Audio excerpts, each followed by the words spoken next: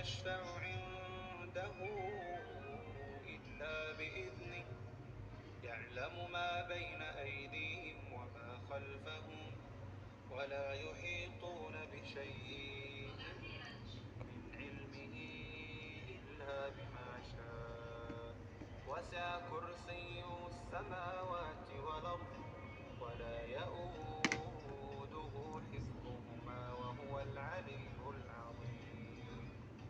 وقال فرعون ائتوني بكل ساحر عليم. فلما جاء السحرة قال لهم موسى